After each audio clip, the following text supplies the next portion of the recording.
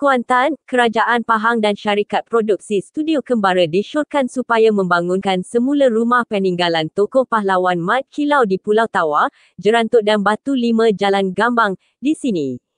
Aktivis masyarakat, Muhammad Syukri Muhammad Ramli berkata, pembinaan semula kediaman Mat Kilau di dua lokasi itu dilihat sebagai usaha untuk menjadikan produk pelancongan yang mempunyai nilai sejarah kepada negara ini. Beliau berpendapat sudah tiba masanya kerajaan Pahang mahupun mana-mana pihak membangunkan semula peninggalan sejarah tokoh itu dan bukan sekadar berbangga melalui filem semata-mata. Saya lihat kedua-dua rumah milik Mat Kilau sudah lama terbiar dan ditelan dek zaman. Di Kampung Kedondong, Pulau Tawar iaitu rumah kelahiran Mat Kilau hanya terdapat papan tanda dan tapak rumahnya sahaja. Rumah di Batu 5 Jalan Gambang yang sedia ada memang sudah usang dimamah usia dan menunggu masa untuk terus mereput sedangkan di situlah Mat Kilau habiskan sisa-sisa hidupnya sebelum mengisytiharkan dirinya adalah pahlawan Melayu yang berjuang menentang penjajah British di bumi Pahang suatu ketika dahulu. Jadi kedua-dua lokasi ini wajar dibina semula supaya ia menjadi daya tarikan baru untuk pelancongan di Pahang.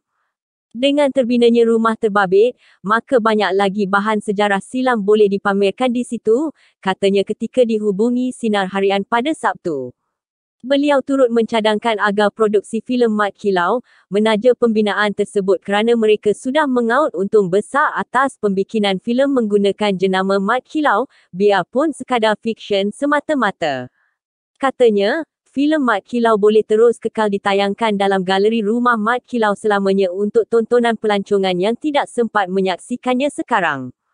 Saya yakin ia boleh dijadikan bahan sejarah berharga bagi menaikkan semangat perjuangan agama, bangsa dan negara kepada generasi muda. Malah, kerajaan Pahang perlu menyedari perkara ini kerana sudah puluhan tahun terbiar. Apa salahnya ia didirikan semula bagi menyemarakkan lagi industri pelancongan sejarah di bumi Pahang?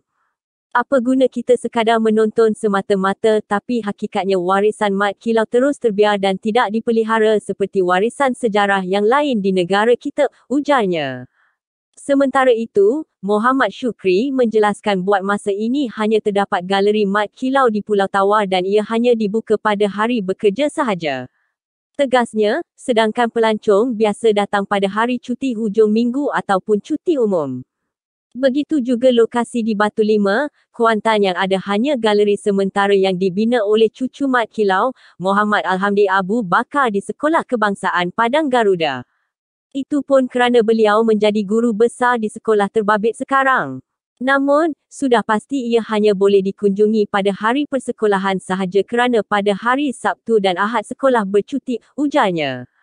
Muhammad Syukri berpandangan pembinaan replika rumah Mat Kilau pastinya akan dapat menarik lebih ramai pelancong dari dalam dan luar negara untuk berkunjung ke sini.